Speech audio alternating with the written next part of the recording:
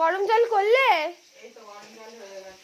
আরে খুব পায়ে ব্যথা করছে অনেকদিন পরে। ছাড়া গরম জল খেতে হবে। মধু নেই?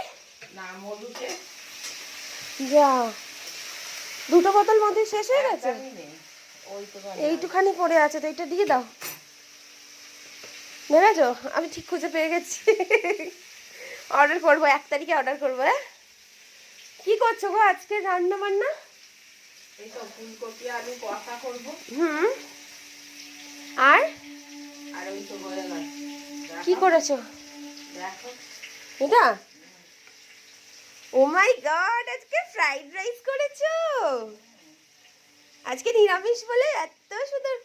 হ্যাঁ, তাই ভাবছি আমি ঢুকে এত ভালো স্মেল পাচ্ছি কোথা থেকে। দারুণ হয়েছে গন্ধটাই তো। ওয়াও, এটাই কি আছে মা? ওটা কালকে লুচি আছে। ও আচ্ছা।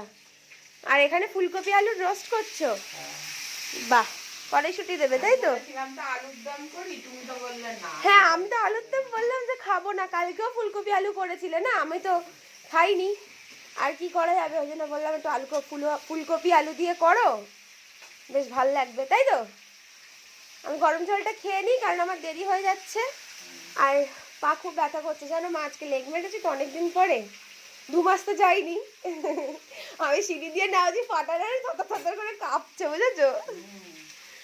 আর কালকে যেহেতু না খাওয়া আছি তো ওই জন্য মনে হচ্ছে আরো উইকনেসটা লাগছে।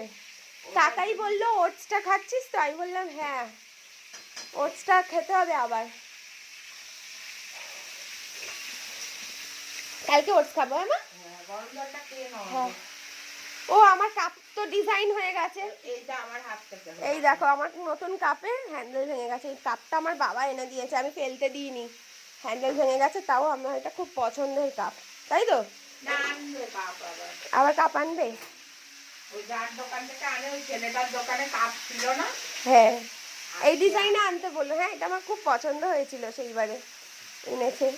ঠিক আছে, টাটা করে দাও। টাটা। চেস, সকাল সকাল টাটা।